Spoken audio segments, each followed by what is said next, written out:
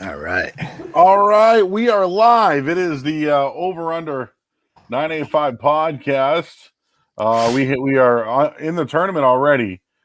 We're going to talk to Luke Pregandi of Popswap. I think maybe we could have a little more fun with Luke. Maybe actually like ask him about games instead of just Popswap stuff.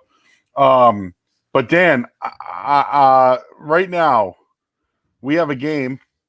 Mount St. Mary's is up 30-20. They opened as 1.5 point. Well, actually, they're 1.5 point favorites now.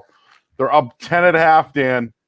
The second half total 69.5, and Texas Southern is getting +2. The way I've been looking at this game, it's been all Mount St. Mary's. Texas Southern at its lowest output of the year, scoring.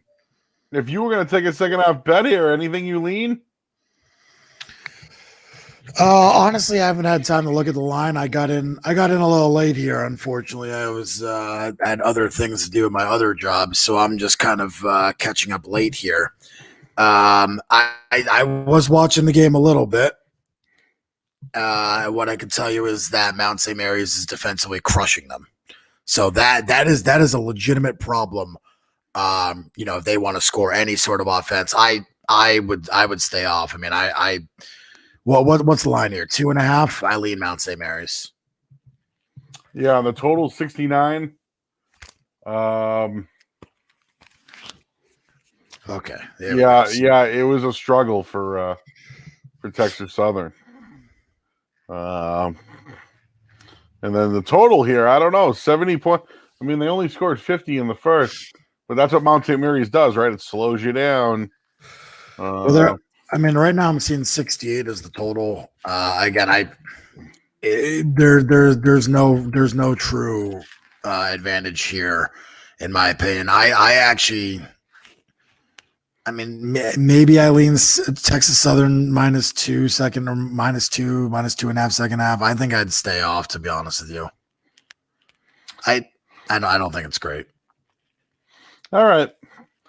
Moving on, we have coming up at 6 in about 20 minutes. We have Drake and Wichita State. Drake's been off for 2 weeks. They're without Roman Penn. No Roman Penn for Drake tonight. Yes, but Hemphill is back, so I think that's pretty fair trade-off. If you end up losing Penn and you end up getting Hemphill back, I'd say Hemphill is Drake's best player, in my opinion.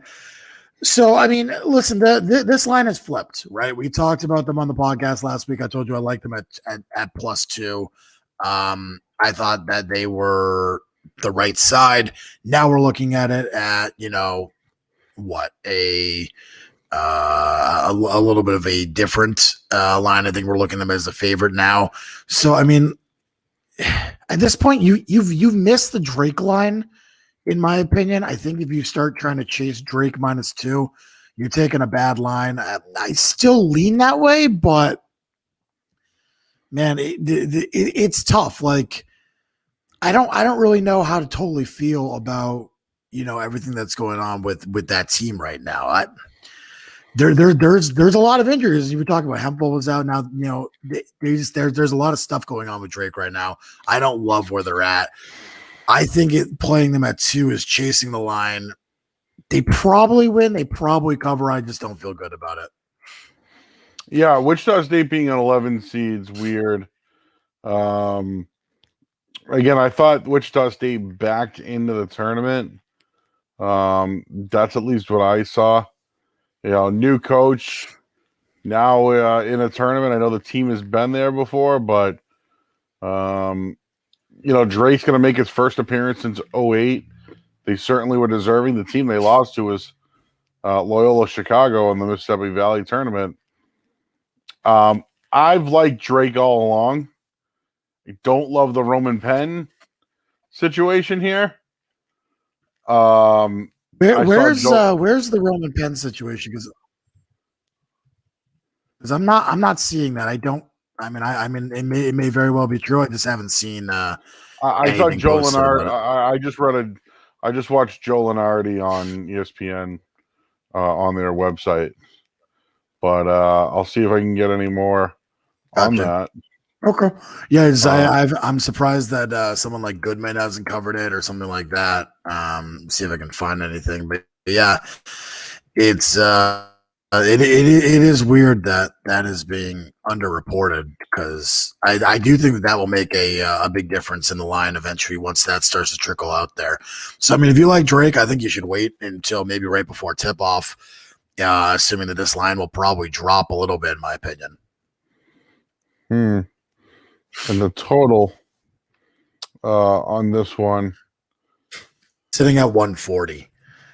I mean, well, Ooh, first off, now that we know that Drake is without one of their leading scorers, 140, 140 and a half, it depends on, where you're going to wherever you're going to find it. Um, so I mean, it's really up to you in regards to that. Uh, I don't love anything on the total in this one either, to be honest with you, Joe. I kind of lean the under to be perfectly frank. I know that there's probably going to be a lot of money coming in on the over, opening up at 139. I do think that the under is probably the side, but again, I don't have a great feel for the total. I have to be honest, I don't have a great feel for most of the games tonight. Surprisingly, I like Drake all week, but as I said, now the news Penn's not going to play.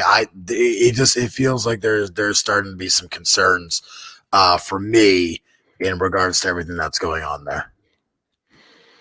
and that game kicks off in just tips off in just about 20 minutes.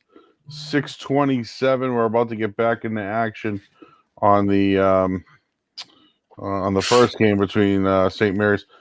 How about this Norfolk State Appalachian State game? Obviously, Norfolk State went on a little run to finish the season off. They're 3.5-point dogs. Norfolk State, years ago, remember in 2012, they had Kyle O'Quinn. They went on that nice little run there as a 15 seed. So here they are. What's that, 9 years later? I mean, it's a cool story. I actually had them winning the conference tournament, which was, so that was fun. I've done a little bit of research. To be honest with you, I hadn't done much on the Texas Southern Mount St. Mary's game. Unfortunately, there's just not enough hours in the day. When Appalachian State opened as a 16 seed, I was honestly pretty surprised, just because of the conference that they play in. I think that I think the Sun Belt is half decent when it comes to basketball. I think that it's not football worthy, but I think they're half decent. I mean, to be honest with you, I don't think the MEAC is really a comparable conference. I think that we're looking at two different levels of play there. Now, Norfolk State was much better than App State was. In the Sun Belt. I mean, App State was a below 500 team in the conference. They were a good team outside, but let's not forget that record is misleading. They beat a lot of Division II teams that just have no value here. Not to mention Appalachian State got absolutely crushed early in the season by Tennessee. The one of the two teams they actually did play that wasn't part of the Sun Belt, Auburn and Tennessee, and neither of those games were particularly close. Especially the Tennessee game, they beat them by 41. So I mean, it's just kind of rough. I do think that Appalachian State is the side. Unfortunately, this opened as a pick'em or a -1, and now it's at 3.5. Again, another line I don't really feel like chasing. I do think that they're the right side. I'd rather wait to see if I can get something live, but I do lean Appalachian State tonight. In terms of the total, I think this is also another one that I think I'm going to stay away from. I got to be honest with you, despite watching the games and having fun and enjoying myself, I don't love the actual betting slate tonight. And I do think that there's going to be a large amount of people on Drake tonight, especially seeing how they've done in the, it did for them during the season, because they were, as you talked about this morning, an incredible against the spread team. Yep. And as you can see, it's still 2. Appalachian State, Norfolk State getting plus 3.5. And then I know there's a couple, and then the big one tonight. So I've always said don't go against Izzo and March, and I know they're favored. And I know that Michigan State had a really tough schedule, right? I mean, a lot of teams 9 teams made the tournament. UCLA has 5 scores that score double figures. They weren't able to close out games. That was their issue. I just think they score more points than Michigan State. So I'm curious why Michigan State's 2. I think UCLA was a good team this year. They lost their last 4 games to 3 tournament teams. I believe that Michigan State opened as a 1-point favorite. It's up to 2. You've seen some 2.5s. I ended up actually grabbing a 3 for UCLA earlier in the week because it was just such a bad line. I couldn't not hop on it. Hoping for a middle shot. I agree with you.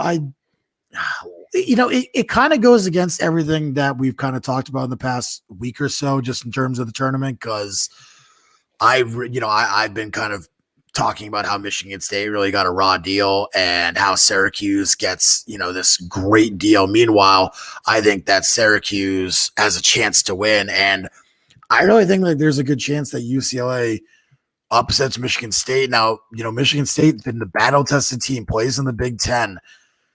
They're coming off a win against Michigan not too long ago. That was when they had livers. They've had some really, really good wins in the past few weeks.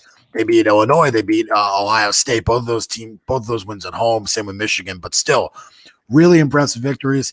Meanwhile, UCLA going into the tournament lost 3 straight, then lost to Oregon State, who obviously won the Pac-12. But still, it was 4 straight losses for UCLA. I'm very interested to see how they come out, and very interested to see what the team does in terms of everything there. I lean under. I do. I think I'm going to pass on this one too, but I lean Michigan State and the under. This one's tough. I think that this is going to be a game that I'm live betting and maybe have a second half play on. I'm really interested to see how the first half looks for this team, especially Michigan State, coming off what I think is, a rough game against Maryland. I mean, they were bad. They were bad against Maryland. That game was not close. Everyone chased Michigan State in that line. They started off great early and they weren't competitive the rest of the way. So I'm interested to see how they come out. I think it's a game I'd rather live bet than play, but I do think that Michigan State is probably the right side. All right, those are the games tonight. There are playing games tomorrow. There's NIT as well, which I don't know if you really want to touch on or not. I do have a play in the NIT game tonight, which is why I think it's the only reason I want to touch on it. The SMU Boise State game to me is going to be one of the SMU Boise State game to me is going to be one of those games where I really like Boise State. I was high on them this season, but give me SMU +1. Oh, he's ringing the bell. Yeah, give me SMU +1 PP. I'm not going to go too deep into this game because it really doesn't matter. Ultimately, it's an NIT game, but I do think that SMU is the right side, and I think the line kind of tells you everything you really need to know about that game. I also like NC State tonight, but I think I'm going to pass on that too. All right, we're going to be joined by Luke Pergandi of Popswap.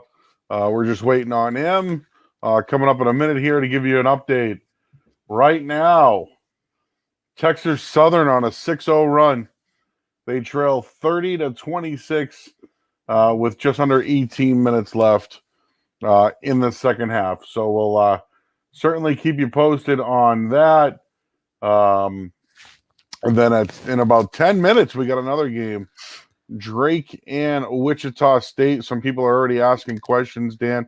I did a bracket, Dan, and I'll share that with you coming up in a minute here. I do want to bring in our buddy Luke Pergandi. Luke Pergandi, he is a Popswap. I call him the prop father. He's got his swag going right now as well. What's going on, Luke? What's up, boys? What's going on, dude? Happy March Madness Eve here. I know we were kind of saying how it's a little different this year because we didn't have those day drinking games today. But it's a little different here. Luke, I usually when we have you on, we talk a lot about Popswap, but I know you're a fan of basketball. Yeah, whatever you guys want to talk about. I mean, do you have any insight on like right now? I'm watching this Texas Southern Mount St. Mary's game, but Drake, one of the best teams in the country this year against the spread, playing a Wichita State Shockers team. We got UCLA and Michigan State. Like, any thoughts on the opening games today?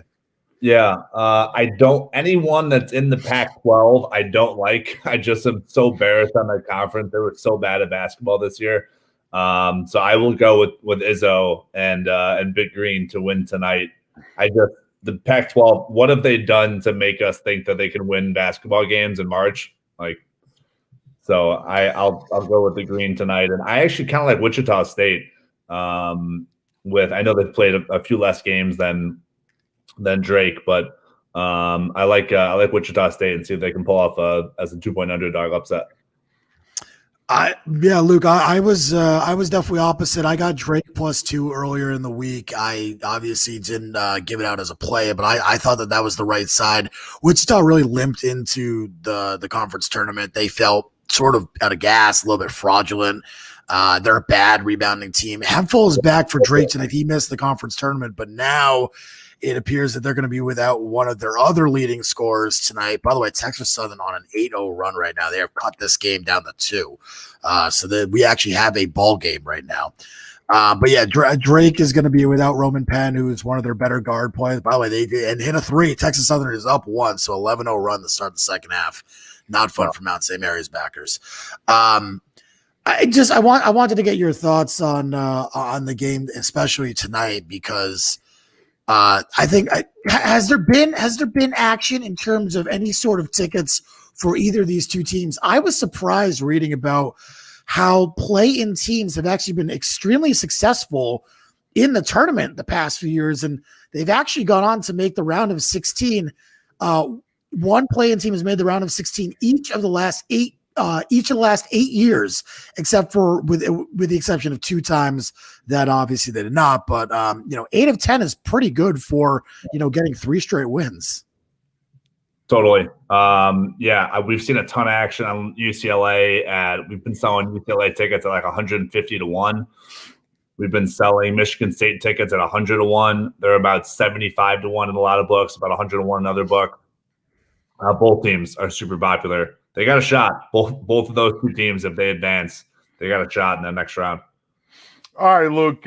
So a while back, the last time we talked to you, there was a lot of Villanova tickets up for grabs. Yep. What's happening there? Are those been ripped up? Are those been smoked? What have people been doing with those tickets? Yeah, people have been smoking them. Rolling them up. Oh, man. I mean, they're still alive. Like, I'm not ready to completely write them off. Now, having said that, about a month and a half ago, before the Gillespie injury, people were selling their 40 to 1 Villanova tickets at like 5 to 1 odds. So people, to the sellers, like, good job, taking advantage of Popswap and being able to get out early on a ticket that now is worth far less than when they were selling at odds of 5 to 1 back in January. They're still alive. I think they probably advanced past Winthrop. I actually probably think they advanced past Purdue, a 9-loss Purdue team. Wow. But after that, I think Baylor takes care of business against Villanova. Yeah, that's man. I certainly hope you're wrong there, Luke, because I have Purdue in my Final Four, bud. So. A lot of people do. I'm not buying the 9-loss Purdue hype, and clearly not in the top echelon of the Big Ten, like definitely in that second group of teams in the Big Ten. But I just don't get the hype with Purdue. Like, they're fine, they're a good basketball team, but to put them in the Final Four and move past Baylor, I don't see that.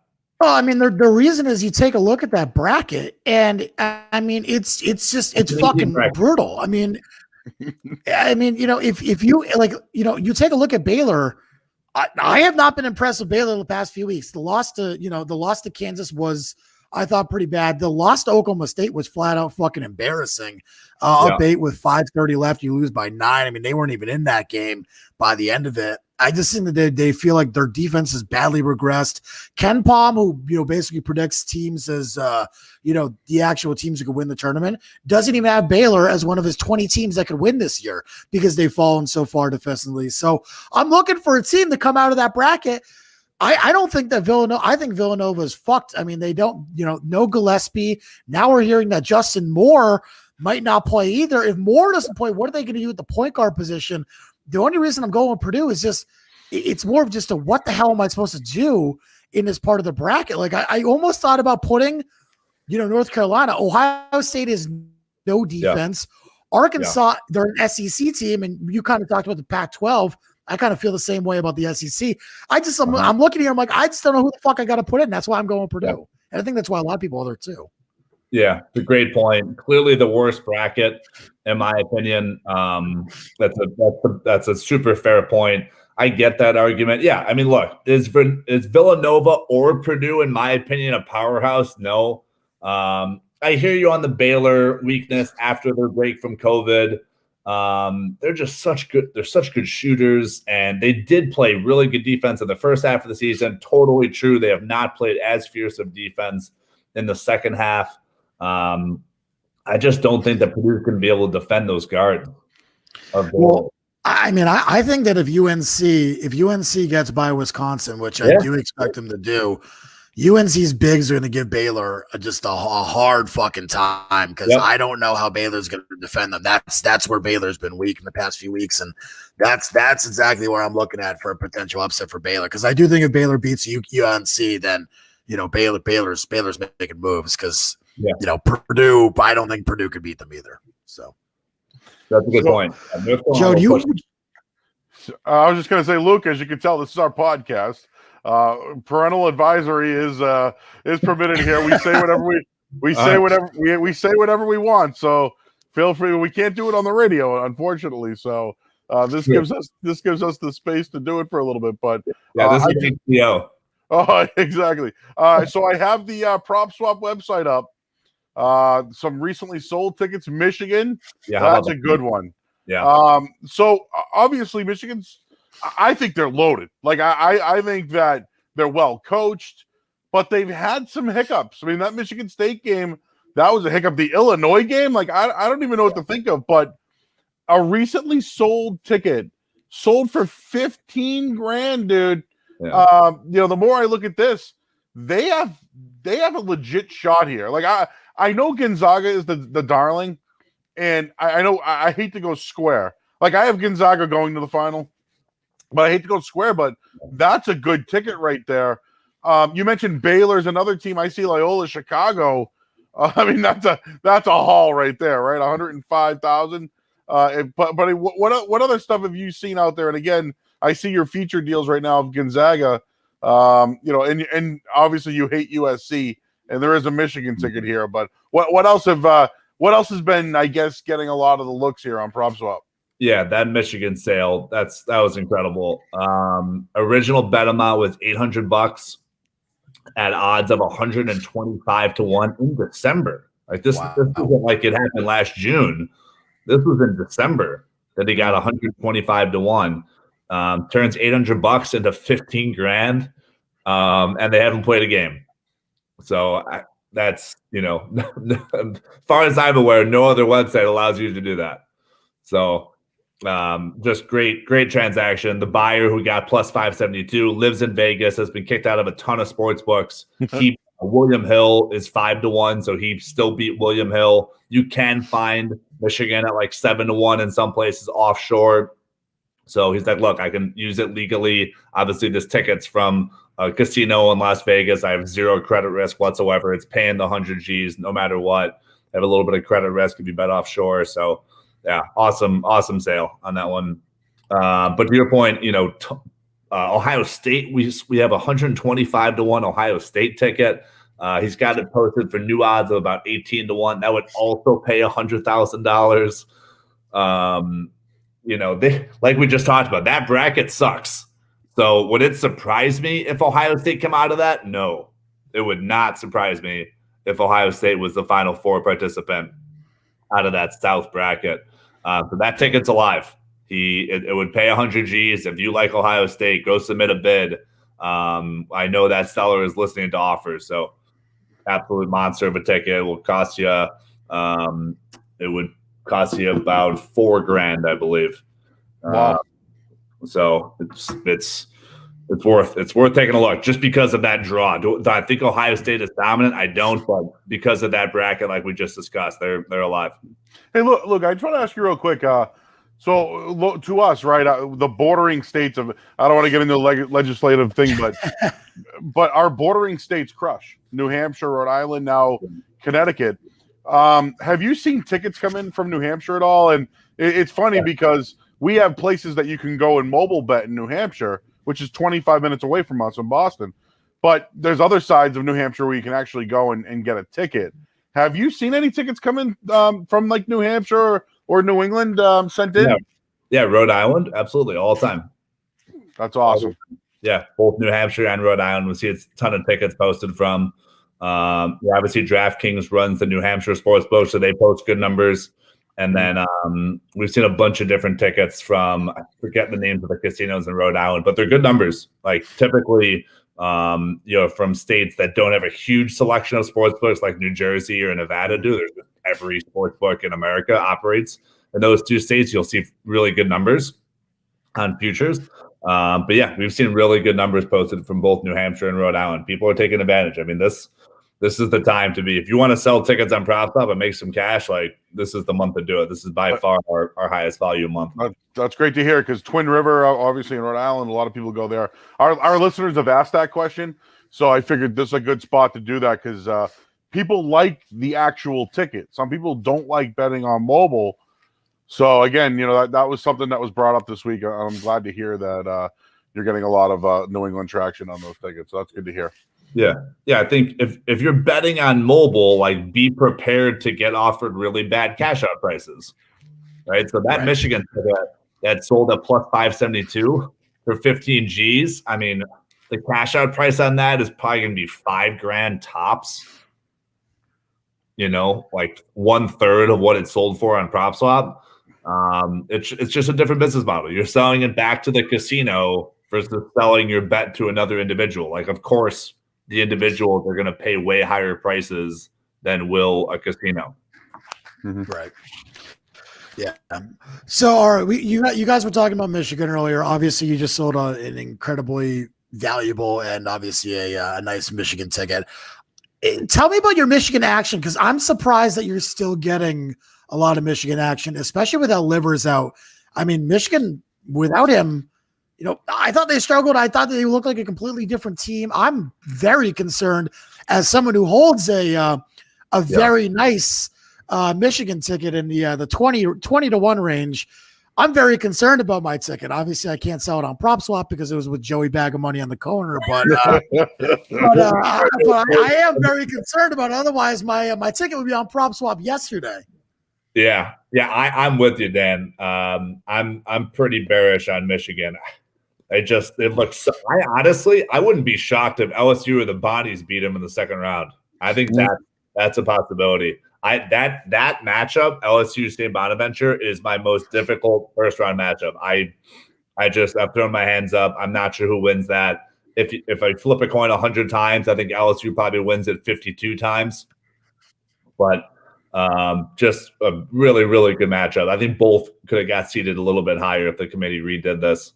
So I hear you. I think that's right for an upset. I think Florida State could beat Michigan if they meet in the Sweet 16. So I hear you. I, in my opinion, on that transaction, obviously we always have a buyer and a seller on each side. I thought the seller won that Michigan transaction for $15,000. Yeah, me too. Me too, because I want out of all my Michigan liability without a doubt. So. Not surprised. Luke, I know it's March and obviously we talk, I mean, everything's madness right now, but I have to ask you a question because right now we're in Celtics land and the Celtics are sucking ass and it's hard to watch them certain nights. I want to know what's going on in the NBA and what your action's like in the NBA, especially on a team like Brooklyn, especially on a team like the Lakers who have an Anthony Davis injury. And I don't want to get too deep into the NBA, but I'm just, I'm very interested to hear what you guys have on that stuff right now, or even the MVP race with obviously with Joel Embiid getting hurt. Look at this one. I saw this on Twitter today, Trent. Jimmy Butler MVP is a real thing. You could buy this thing. for $55 if it hits you with $5,000. Yeah. Like this is real. James Harden, it's real. And Dan mentioned it. Joel Embiid's hurt. Like LeBron, who knows? Again, we don't know what's going to happen with the Lakers and Anthony Davis. There's some money to be made in these tickets, right? And Damian Lillard's always in the mix here as well. Yeah, totally. It's a great point, Joe. The James Harden's the biggest mover over the past month. He went from 40-1 to 10-1. Has Harden. Luka's a big mover. Luka was like 50-1 before the All-Star break. He's now at 15-1. Yep. Steph's a big mover too. Like pretty much because of the Joel Embiid injury, it seems like all of those guys just got a huge boost back into reality. Steph's down to 13-1 at FanDuel. Those are all alive. The NBA MVP race is going to be really interesting. LeBron is still the favorite. So you're going to have a little bit of injury risk, but we did a video about this on Popswap's Twitter about a month ago. Like halfway through the NFL season, Russell Wilson was a lock to win MVP. Absolute lock. No questions asked. Like, give the trophy to Russell Wilson. And then he had a bad second half. Like, it happens all the time. Aaron Rodgers just absolutely dominated the regular season NFL. Obviously, he lost to Tampa in the playoffs. But it happens all the time where a player just has a poor second half. Is LeBron 36 now? Yeah.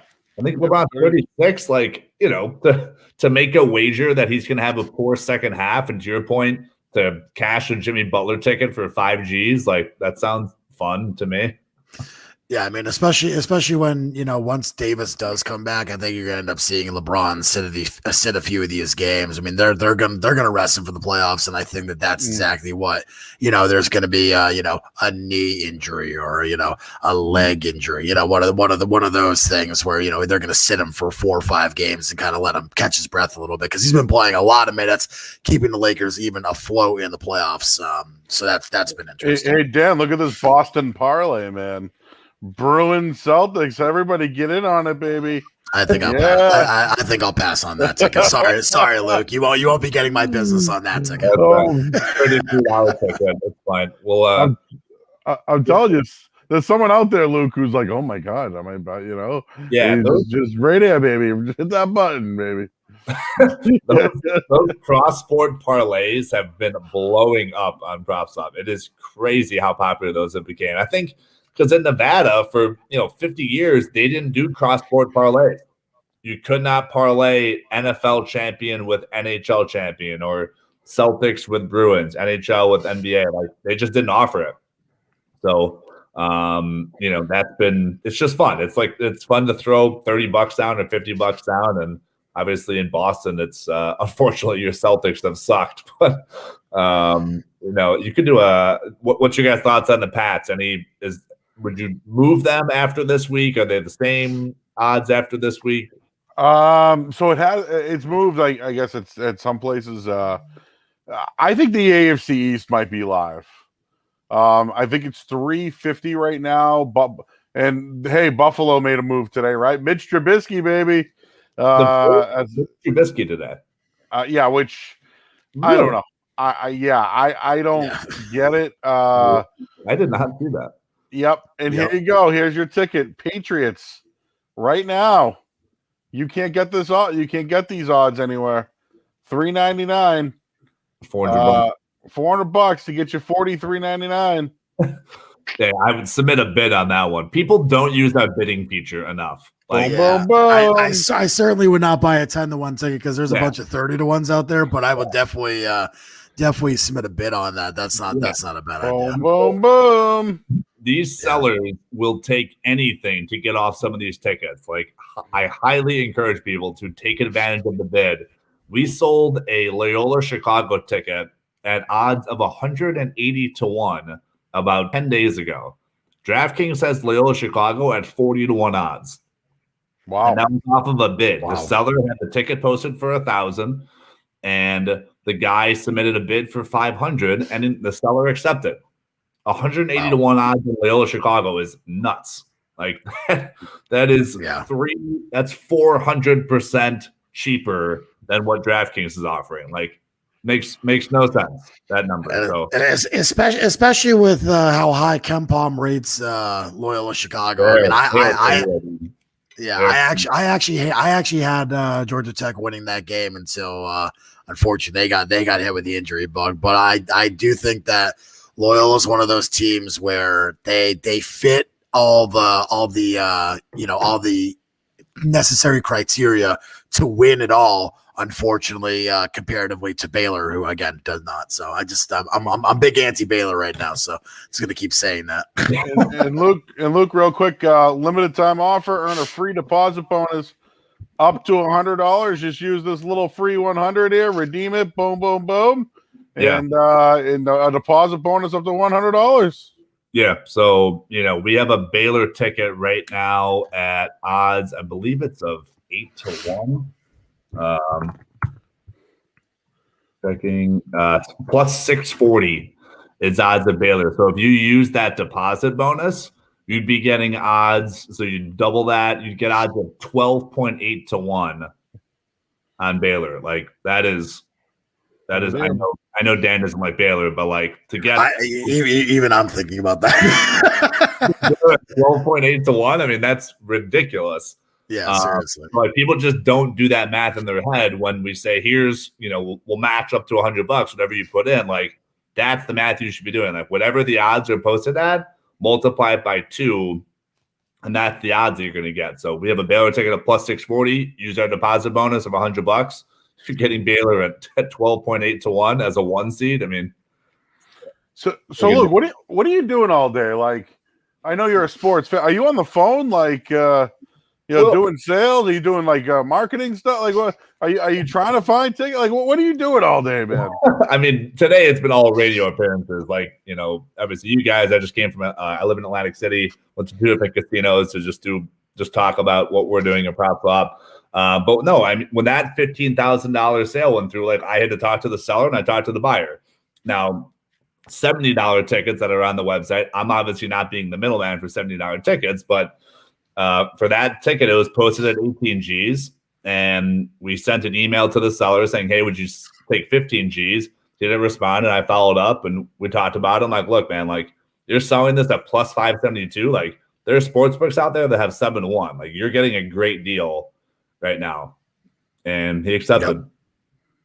That's great, man. And dude, and I'm not kissing your ass because you're here, but we have the ads. Hardy, when we do the golf stuff, even 2 weeks ago when people were buying Rory tickets, and I even said it, Dan. I thought Rory was going to come back and win. He didn't, but people were buying those, and we were on that day being like, "Hey, I'm going to jump on these Rory tickets." So it's working here in Boston. I'm not just pumping your tires because you're affiliated with us. We love Popswap, man. We love what it's doing. I think it's all gonna blow up here. We're all hoping that here, Massachusetts, it blows up, but this thing's you're Mr. Worldwide now, man. We've come a long way from setting up at a Buffalo Wild Wings in Las Vegas, Nevada. Yeah, I just saw a Buffalo Wild Wings commercial just now, and I'm like, think about how far you've come. Yeah, decent chicken wings, but when you have them for the 30th time, they're not as decent. Yeah. So what do you got for a Final Four? That's a great question. I don't fill up my bracket completely until the playing games are done, so I'll be doing that about 1 a.m. tonight once the Michigan State UCLA game comes in. But contrary to Dan, I like Baylor in the championship. I might honestly support talk with Gonzaga coming in, but I like Texas Tech a lot. Ooh, I really like it. I see them struggling. They struggle. They're good. They're a good team, but man, when they go in droughts, I know they can't get cold. I have Texas Tech playing Baylor to go to the Final Four. So wow, we'll see who wins that. That's my long shot. I do like Florida State to beat Michigan. Yep. So my 2 long shots, relative long shots. Florida State's a 4 seed. I like Florida State to beat Michigan, and I have Bama going to the Final Four. So Gonzaga, Bama, Baylor, and Illinois. So a lot of chalk, but Florida State is a 4. And again, I think Texas Tech as a 6 has a chance to beat Baylor. Texas Tech. People forget, like our most recent national championship, Texas Tech went to overtime. Yep. right, against Virginia. Like they're a great team. Chris Beard's a really good defensive coach.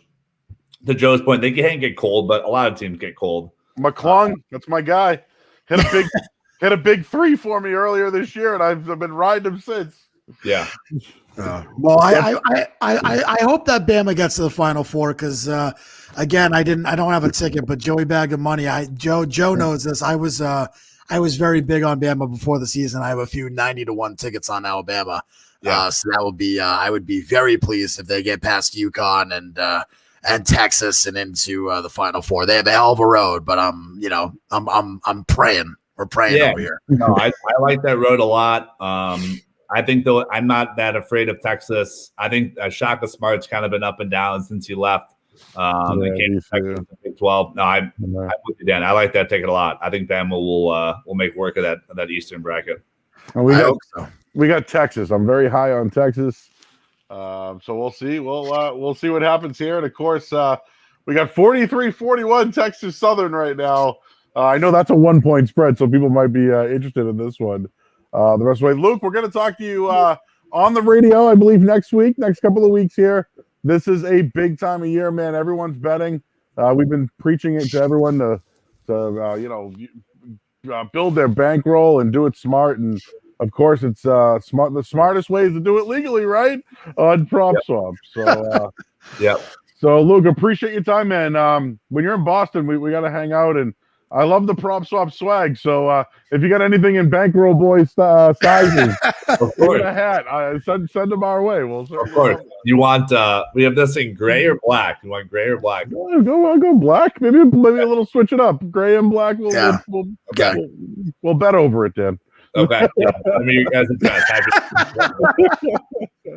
All right, let's go enjoy the games, but we'll catch up with you next week, man. Bye, guys. Thanks, man. That's Luke Brigandi.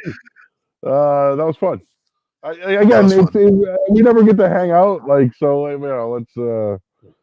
see how it goes here. All right, Dan. I know. And of course, it's probably not the week to do it, but you know what? Whatever. Luke's the man. So, all right, we've I think it's time to talk about Friday's games, Joe. Let's do it. What time do the games start tomorrow? Noon. 12.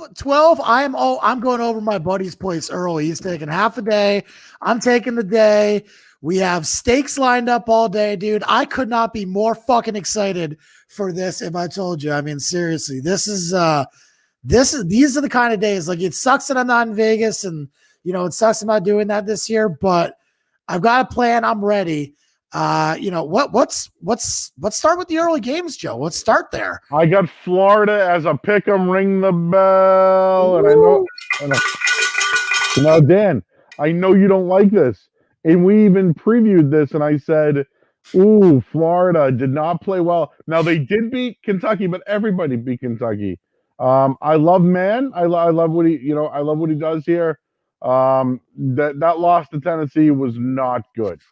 Not good whatsoever. They dropped 3 of their last 4 games. And Virginia Tech, hell of a coach. They had a really good year, but they had so many games in the final month of the year canceled because of COVID. So, are they? Does that mean they're fresh? That's the thing for me is I can't tell. For me, I'm going to go with Florida because they have better guard play. Yeah, I mean, it's hard to tell if they're going to be fresh or rusty, and that's really unfortunate. The problem. The other thing is, ACC team, but I take a look at Florida and say, they were an average at best SEC team. I mean, if you look at the SEC and say, well, there were really 4 teams in there, I think Florida's overseeded at 7 or, compared to LSU at 9. To me, that was another seeding mishap. Didn't really make much sense to me. So, I guess I get the full record. But still, LSU 18-9. I thought they were the better team, made it further in the SEC tournament. So that was a little concerning. I like Vatek here, Joe. I do. I think that this is going to be one of those 10 seeds that rolls. I don't love it. I'm not going to play it, but I do lean Vatek. I understand the love for Florida. I do, and I get the guard play. It's just I think Vatek is the better team. I know Florida opened as a 1-point favorite. This is going to be one I'm looking to potentially add on the second half tomorrow. I'm not going to play it right now, but I do like that side. I do like the Votex side. Oh, doggies, babe. Dan, all right. So I just want to let you know I put in a little second halfer on Texas Southern, so I might go a little second half crazy. I'm gonna be careful. No, Joe from a couple tournaments ago. If you guys don't know, you guys weren't following us back then. Joe, I was out in Vegas. I think it was 2 years ago. Joe made a bet on every single game of the first round, and it did not go well. I have a story. I had North Carolina. They were winning by 30 or something, and they needed to win by like 28. I left. They were up 37 or 36. I left my building in Cambridge, got into my car, waited through the traffic, got out of the tunnel so I could actually get service, and I lost by 1 point. It was like just like that, dude. It was one of them days. So yeah, no, don't do it. All right, let's move on to the 12:45 game, Colgate, Arkansas. So, dude, real quick, who's the guy, the Sharpie guy? And Jay Wright? No, not Jay Wright. Seth Davis.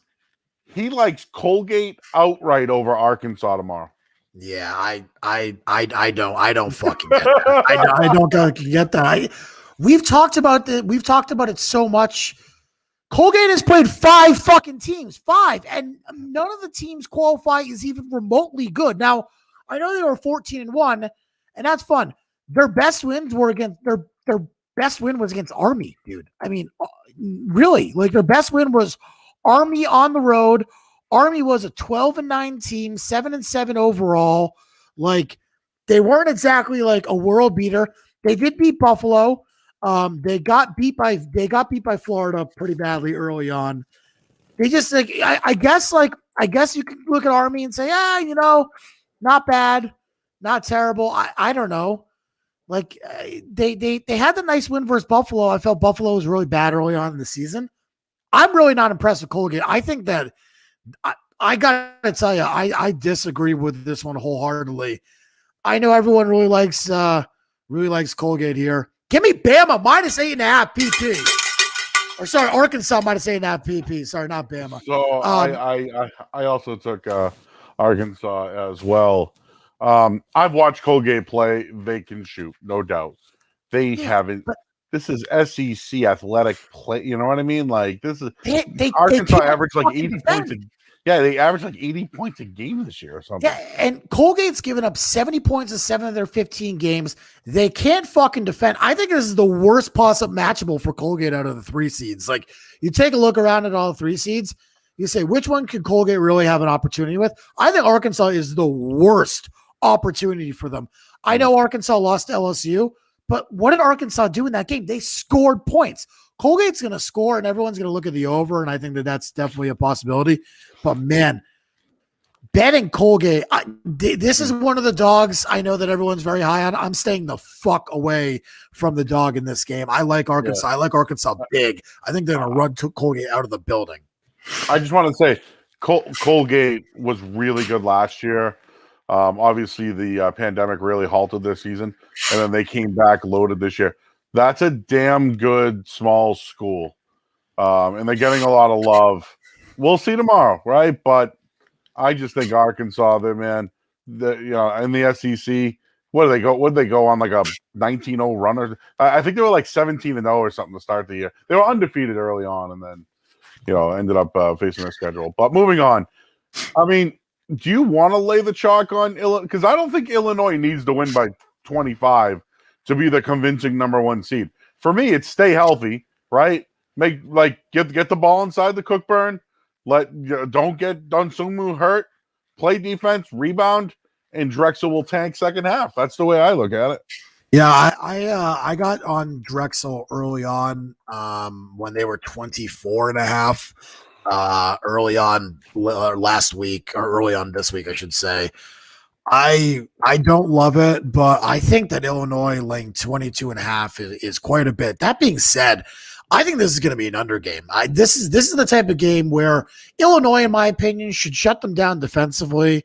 This is the kind of game that's you're exactly looking that way. You're looking for, the defensive game from Illinois shutting down Drexel, and I don't think that, especially after the Big Ten tournament.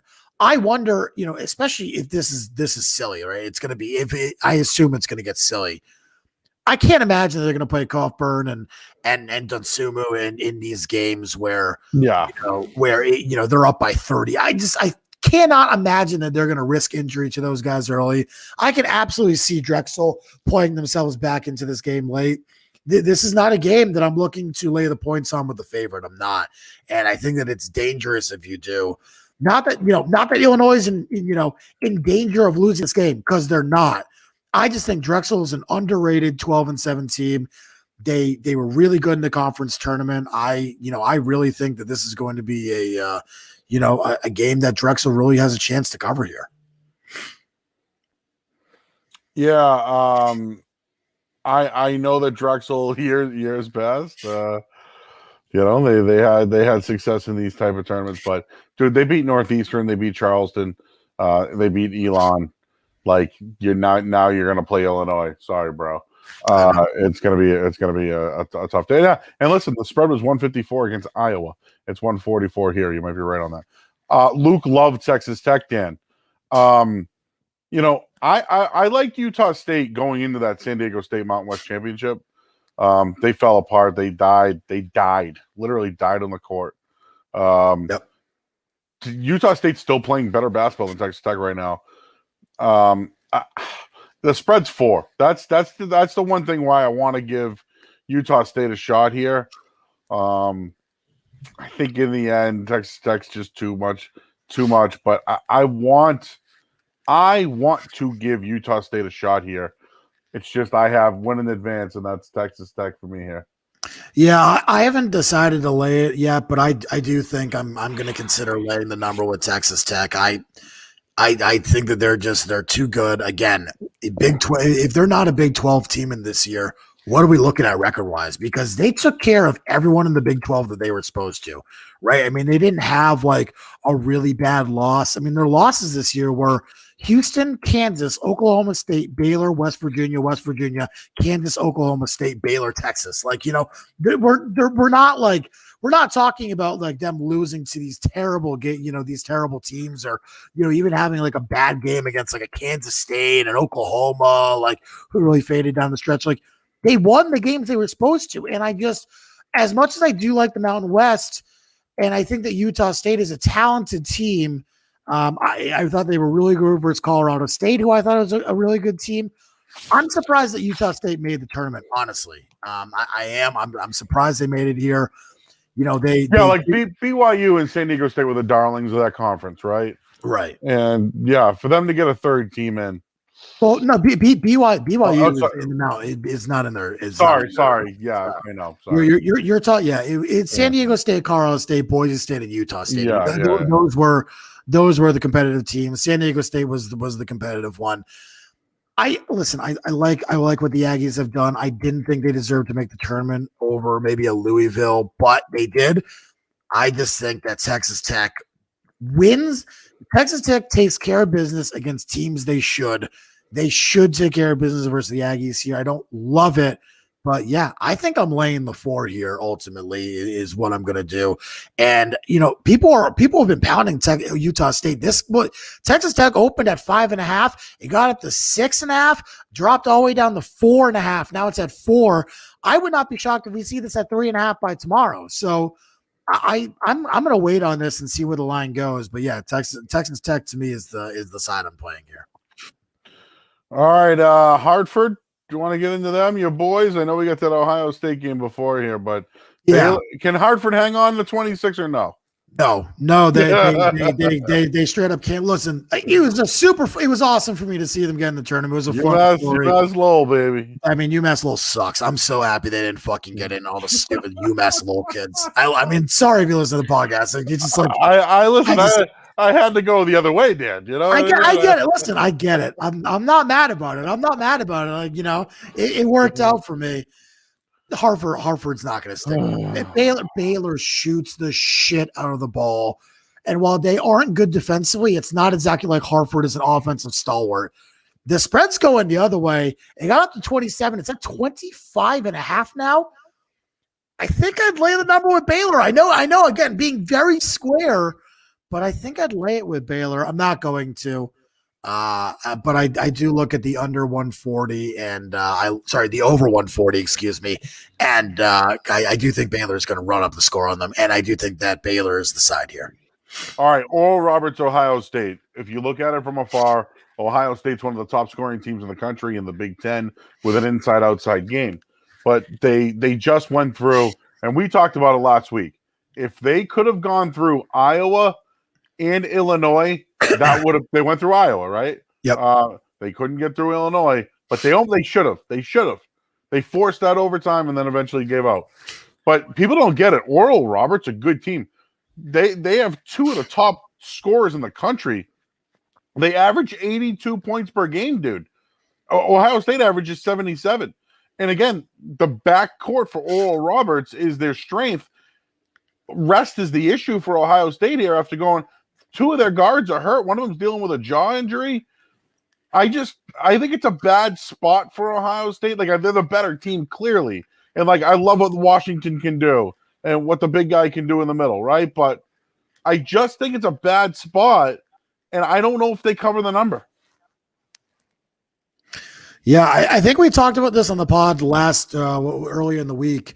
If there's a 2 seed that I am concerned about losing, it's Ohio State. I mean, really, they should win. I'm not saying that they're going to lose, but if you're looking for a potential 2 seed upset in this tournament, I think it's Ohio State because, first off, I think Oral Roberts got fucked here. I just straight up they got a bad draw. I just don't think that they're Oral Roberts is a really good 3-point shooting team. I think they're 11th in the country in 3-point shooting efficiency. 11th in the country in 3-point percentage. I think that people are surprisingly playing the under in this game when I'm looking at over. In fact, give me the over 156 Ohio State Oral Roberts. To me, this is a very a telltale sign. Ohio State doesn't play defense. They have very bad defense. They're not going to play defense in this game. You're right. No, they're tired, dude. They need rest. Kyle Young, we don't know the status of him. They're two of the top 15 top 20 free throw shooting teams in the country. The one thing about Oral that is going to be struggling with them, they're undersized. They're a smaller team.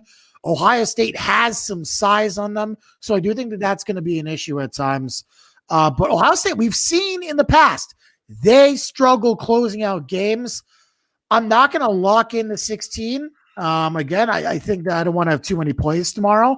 But yeah, that would be the way that I'd be looking in this game. Absolutely, is the 16 and the over. I think Oral underseeded as a 15. I think this game. I think they're going to keep it close. I do. All right, moving on. Georgia Tech, without one of their best players, takes.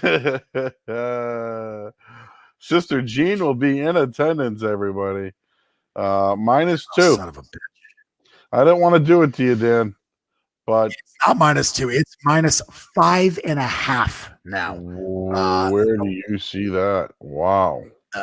Yeah, it's everywhere. I mean, it's the line has absolutely ballooned since Georgia Tech has left.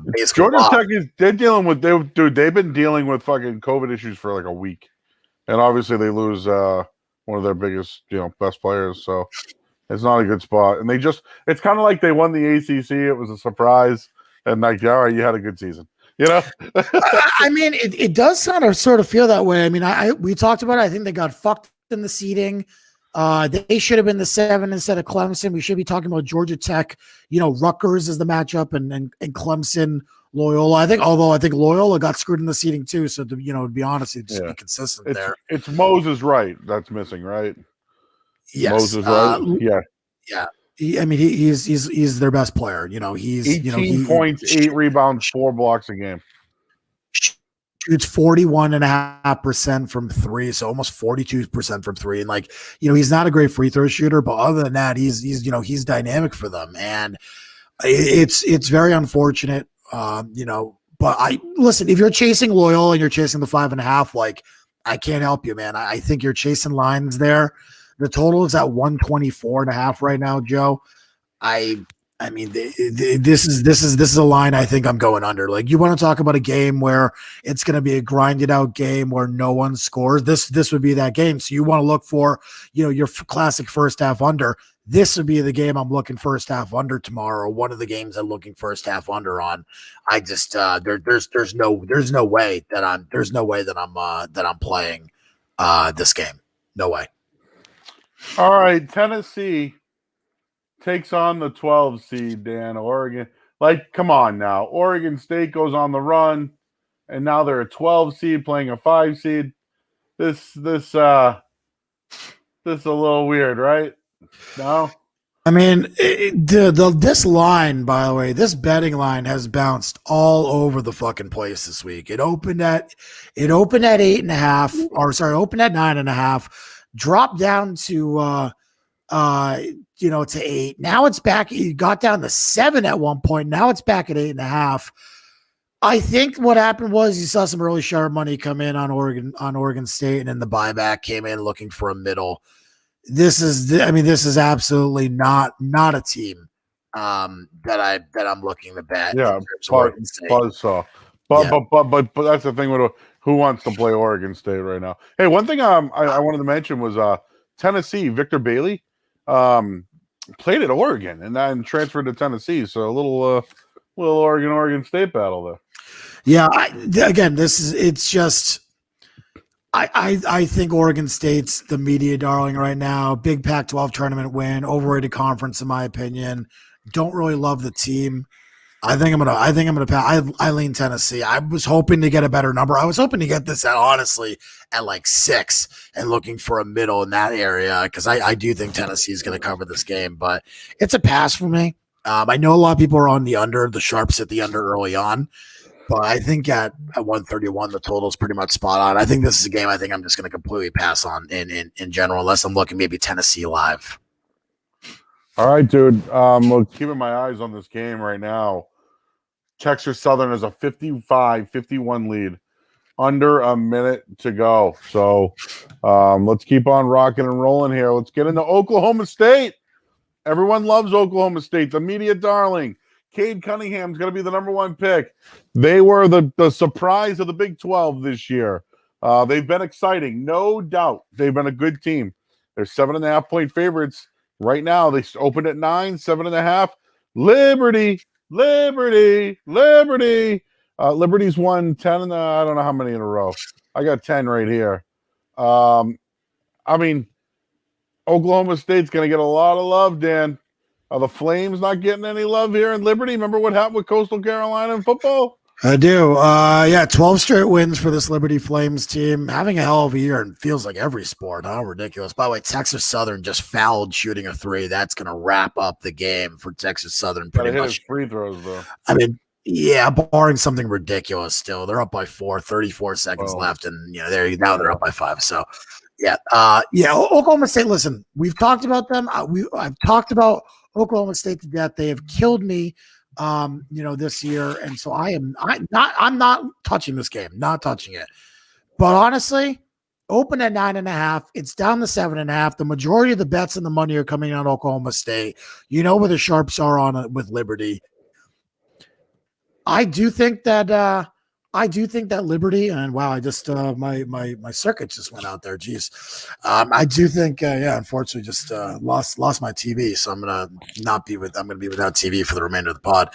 I do think that Liberty is the side at 9.5, 7.5. I think you're chasing. I'm gonna lean of Liberty at 7.5. I don't love it. I also think this is going to be a super defensive game. Like, one thing Oklahoma State does is like they have very strong defense. So, that is the one thing that scares me a little bit about them. When it comes to a team like Liberty, is that they can really shut a team like Liberty down. and whatever. Again, McGee is one of the best point guards in basketball. Liberty's a really, really good defensive rebounding team. They're going to slow the tempo down, which is fine. And again, as you talked about, the market is in love with Oklahoma State right now. I jumped on Liberty plus 9.5. We talked about it during the podcast on Monday. I think I'm going to keep my Liberty 9.5 and just roll with that instead of trying to look for a middle shot there. I do lean them even at 7.5. I think that this is going to be a 4-5 point game, one of those close first round games that Oklahoma escapes with by the skin of their teeth. One thing people haven't mentioned is Oklahoma State have 3 starting freshmen. Like, this is, I know they're playing Liberty, but it's the tournament. Freshmen, like, I don't know, something I would just keep my eyes on. Colorado State, Buffalo. Buffalo, lucky to get here, Dan. I'm going to be honest. When you don't win your conference, but you still make it, that's good. But Colorado, no, that's the NIT, Joe. We go into the NIT. Oh my god. Sorry. Oh my god. Yeah, unfortunately, that's the NIT. Yeah, we're not. I think we can skip the Saturday NIT games. No, the next game on the docket is that fucking Wisconsin game, right? Is the Wisconsin North Carolina game? Yep. All right. We talked at this one. I think it's North Carolina. I think they scored too many points. I've gone back and forth on this one. I think it's North Carolina, Dan. So, I mean, to me, it's probably gonna, they're probably gonna get blown out. To me, this is North Carolina, no doubt. Give me UNC PP minus 1.5 here. They're a matchup nightmare for Wisconsin. Just the way that they look. They're a matchup nightmare. The lack of size for Whiskey versus a massive amount of size for UNC. UNC is a top 25 scoring rate. Whiskey's in the bottom 85. Again, I think that's super important just in terms of understanding of how, these teams are going to play. UNC is going to run up the score on them, and Wisconsin, I'm not sure is going to be able to stick with them offensively. Especially if Wisconsin has to play in their half court set, I'm very, very worried about Wisconsin. You obviously know I like UNC. I talked about them potentially beating Baylor. I have them winning this game, and I have them winning it big. So let's roll UNC. I agree. I think Wisconsin's had a great run. Their point guard's had a great career. They're going down. So I'm taking. I think that game's going over. By the way, too. Like that's the line is 137 is silly. I think UNC is going to put up 75, 80. Give me Houston minus 20 against Cleveland State. I watched them dismantle Cincinnati. By the way, what happened to Cincinnati's program today? What the fuck? Did you see this today? No, I did not. Dude, they have 4 players in their active roster right now. 3 dudes transferred, 4 quit. I don't know. That's what Houston did to them. And what do you think they're going to do to Cleveland State? So give me Houston minus 20. That's all I got. No analysis. I mean, Houston is legitimately an elite defensive team. I don't know. I'm going to be honest with you. I haven't done a ton of research into Cleveland State because this is just Cleveland State's one of those teams. They were really good in the Horizon League this year. They was like them and Wright State all year. I have a feeling that Houston just wipes the floor with them. To me, 20 is not enough. I agree with you, Joe. I lean that side. All right, North Texas, Purdue. Obviously, I think Purdue is going to win this game because I have them making the Final Four, which is probably going to go terribly, terribly wrong when Purdue loses tomorrow. That being said, I think that North Texas is one of those dogs that's not really being talked about enough. That does need to be talked about in terms of the actual spread. Opened at 8, it's down to 7.5. Pretty much lack of movement there. Purdue lost a good Ohio State team, and again, if that game is 20 seconds longer, Ohio State wins that game. We've talked about that all season. I think Purdue has been so much better on the road than we expected, especially after early on in the season. They struggled early on in the season on the road, lost at Iowa, lost at Rutgers, lost at Illinois. They really picked it up from there. Win at Michigan State, win at Ohio State. They lost at Maryland by 1, lost at Minnesota by 3 when Minnesota was beating everyone, beat Nebraska, beat Penn State. Like, they really picked up the road play, and obviously Purdue's always been known for playing, very well at home. I just think that people are sleeping on them. They're 4th in the Big Ten, which we obviously know is a really good conference. They've a really good team all year. I just feel like they're getting, not a lot of people are talking about them. That being said, the Mean Green in North Texas are a good team, dude. 17-9 overall. They had to beat some really good teams in the Conference USA to get there. I mean, La Tech is no slouch. They only allowed 48 to them. Beat a Western Kentucky team who, just beat a really good team last night. North Texas is gonna be in this game. I like this. I like the spread. I'm not gonna take them to win, but I'm gonna lean North Texas to cover that 7.5, especially early. I think Purdue is gonna get a run for their money. All right, dude. Moving on. Rutgers, Clemson. I think I'm with you. I'm on Rutgers here. I love the individual effort that that Harper can give. I don't love Clemson. I know Clemson's a good defensive team, but they were so good at home this year. Now you go to a neutral site. I'm also the Big Ten thing versus ACC. I think should be considered. One thing: Tigers 2-1 all time. Looking against Rutgers, so that's in Clemson's favor, but they really haven't played in the last couple of years here. But I don't know. I'm going Rutgers in this one. I think there'll be a lot of love on Clemson. I just think by like the regular Joes, So Ron Harper Jr. 16 points per game. He's been averaging 20 of late. Give me Rutgers. Are you PPing it? Nope. Okay. All right. Yeah. I agreed. I think I PP'd this one Monday. Rutgers -1. It's 1.5 now. I don't think the half point is really going to matter too much, but if you want to wait, feel free. Miles Johnson, to me, he didn't put up the stats this year, but to me, he's going to be the difference inside. 9 rebounds a game, 8.3 points per game. He's a really big advantage for the interior scoring. And Rutgers, not to mention, plays elite perimeter defense. I mean, they're very, very good. I think Clemson, again, the most overrated team in the tournament, shouldn't be a 7 seed. They should be a 9 or 10 seed. I don't think they're going to score enough to stick with Rutgers. And again, the ACC thing, as you just talked about, is a problem. They're a lower rated ACC team. And I don't know, dude. I really don't feel great about Clemson in this game. I'm very concerned about them. So if you're a Clemson fan, I'd look the fuck out tomorrow. That's all. I broke this game down with a coworker earlier. Syracuse, San Diego State. San Diego State plays such good defense. They have a guard on their team who is shooting 48% from 3. 48%.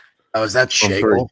Yeah, Shackle's a ridiculous 3-point shooter. I was looking it up today, but I think he's 46.7%. Whatever, 47%.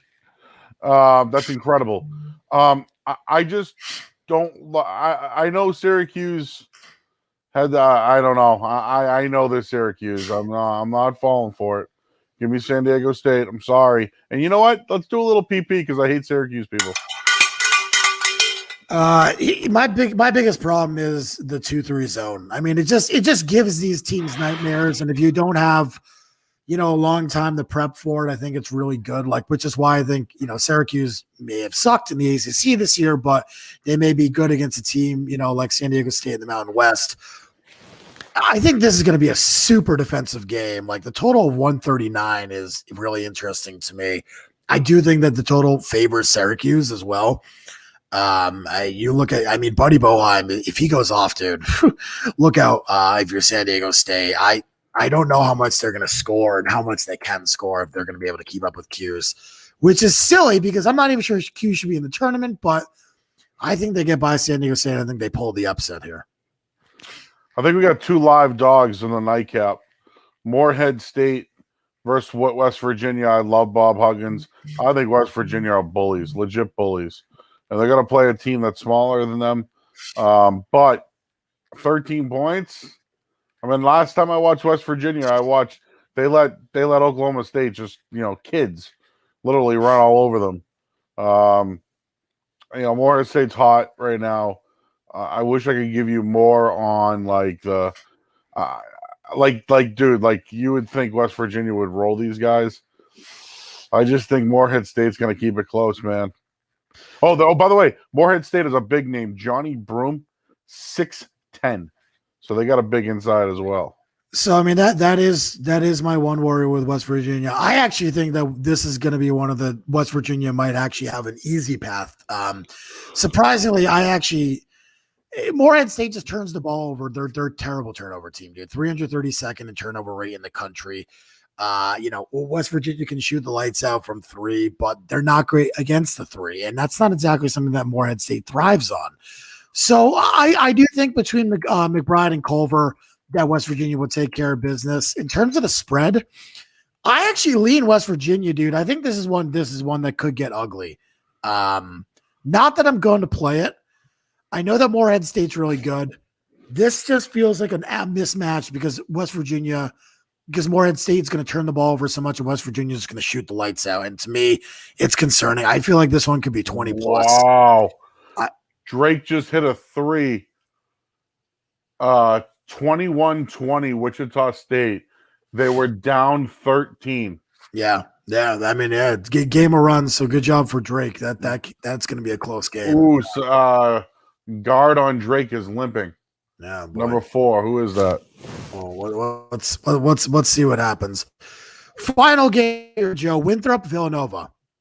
This is going to be one of the most talked about games, I think, of tomorrow, because a lot of people are expecting Winthrop to pull the upset and beat Nova, and I feel like people haven't watched Winthrop at all this year. First in the Big South, 23-1. Unlike Colgate, it's not a fake 23-1 either, because they actually, they actually play. Like, they've actually played some good people and some good teams, and kind of, everything that's going on there. By the way, I'm trying to find out who number 4 is for you. That is Hempel. It's Hempel. Yeah. Oh boy. Okay, so if Hempel's hurt, they're in serious fucking trouble. Hopefully that is not the case, because this has been a really good game so far. Going back to the Villanova game, look, we still don't know the status of Justin Moore. If Justin Moore is playing, I feel a little bit better about taking Nova. So I think I'm going to wait for some clarification on that. Obviously, no Colin Gillespie. That's a massive fucking issue for Villanova. They looked like shit against Providence in Georgetown. They're facing a team in Winthrop who I think is better than Georgetown. This is a legit live dog, as you said. I do think that is very, very possible and very, very out there. The one thing about Winthrop is, how are they going to close the game? Bottom 100 in free throw percentage, which is an issue. A lot of turnover issues, for them as well. I'm interested to see what happens here, but I like Winthrop at 7. I don't think I love it, but I like Winthrop at 7. And the one thing that Winthrop does have going for them, they play with a real high tempo, real fast pace. If Nova can't stick with them, then scoring wise, then that's where the game is going to get out of control. I agree with you. I think we are both on the same side of a fade Villanova right now. I can't back them. I'm not going to fade them. I'm not going to take them PP or anything, but I'm not going to back them either. So wow. Those are Saturday's games, dude. Yep, Friday's game, and then Saturday we got you covered on our morning show. Dude, I just saw the Bears release Kyle Fuller. He's like one of the best. A hell of a corner right there.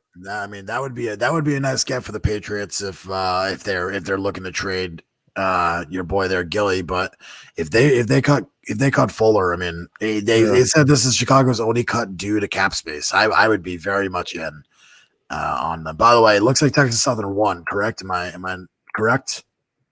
I'm sorry. Say that one more time. Texas Southern covered and won and covered.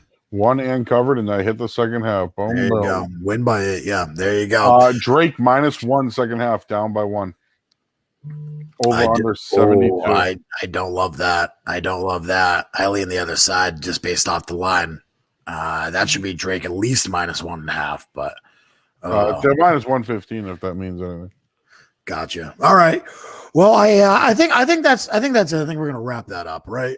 We good there? Yeah. We had Luke Pregandi. Good show, and I'll download this now, Dan. You can get it out there, and we are back on Saturday morning. We'll discuss every single game on Saturday, and we'll get into Sunday's games as well. Nice. Very, very excited. This is gonna be a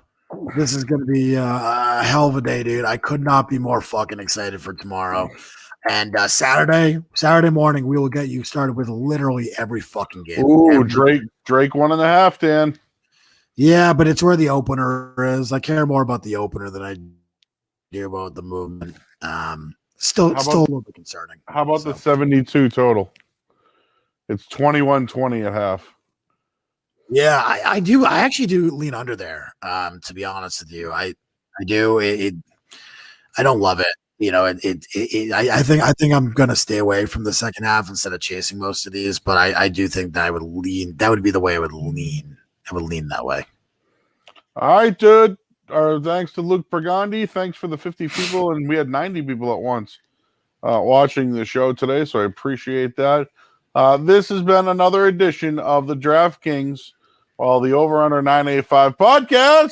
Oh, before we go, I apologize. I know. Big old no by me. I just we have to do this for purpose of reasons. But basically, listen, I gave out a pick the other day, but I want to talk to you guys about Better Than Vegas. All right, Better Than Vegas.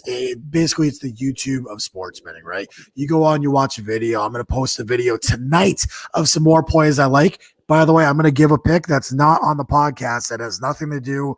It's going to be an NIT pick. So if you want to go watch that, you're going to have to go to the Better Than Vegas. YouTube sports betting. There's a lot of really good cappers on there. I highly suggest you go to Better Than Vegas and take a look at what everything they got going on there. So, all right, Joe, he is bankroll boy Dan Lipschatz, and this has been another edition of the Over Under 985 podcast. Who you got?